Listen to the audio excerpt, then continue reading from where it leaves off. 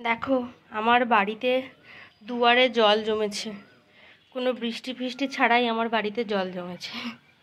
আসলে ঘটনাটা সেটা নয়, ঘটনা হলো আমার বাড়িতে জল ছাদ করা হয়েছে, কিছু কাজ করানো হয়েছে, তো সেই কারণেই জলটা বেঁধে দেওয়া হয়েছে এরকম করে। আর এই টবগুলো মানে এই গাছগুলো বিভিন্ন জায়গায় সরিয়ে সরিয়ে কোনো রকমে বাঁচিয়ে রাখা হয়েছে।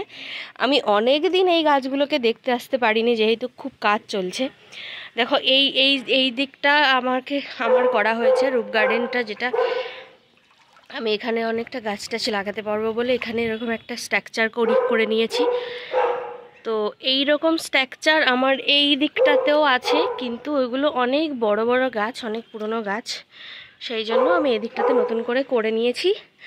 আর এইখানে আমার সেই শীতকালীন সবজিগুলো কোনো রকমে না মরে বেঁচে আছে। এগুলোর আশা ভরসা আমি ছেড়ে দিয়েছিলাম।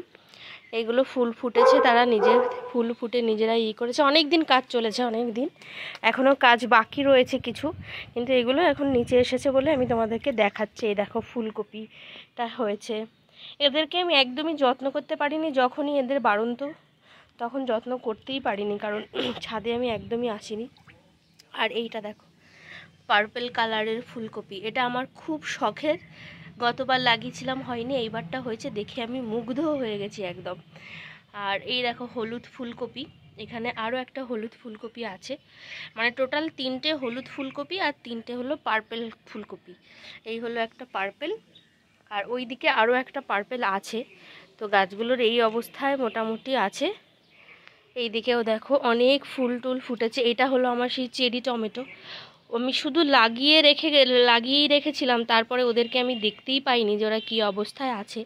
এখন দেখি তারা নিজেদের মতো বড় হয়ে ফুলও ফুটিয়েছে। যাই হোক, চেরি টমেটো হয়তো আমি এবার পেয়ে যাব। আর ওইদিকে ডালিয়াটা ফুটে ঝরেও গেছে।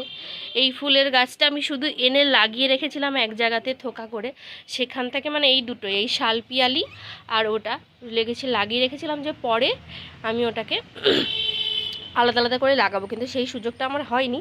তো যেটা হয়েছে খুব ভালো হয়েছে, আমার বাগানে এই অবধি কিছু কিছু গাছ আমার মারা গেছে। যাই হোক, আমার বাগানটাও সুন্দর হচ্ছে আস্তে আস্তে। ওই দিকেও সব কিছু একসাথে রয়েছে।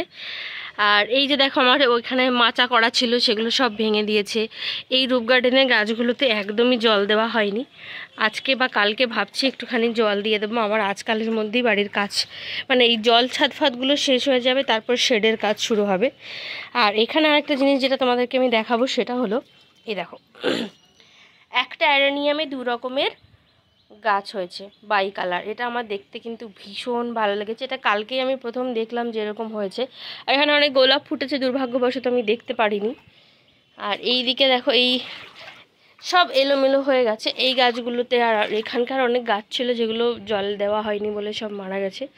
ঠিক আছে, চলো, আমার ছাদটা অনেকটা সুন্দর হয়েছে। চলো আমি একটু জলটা এখানে ছেড়ে দিই, কারণ দিকটাতে জল একটু কম হয়েছে।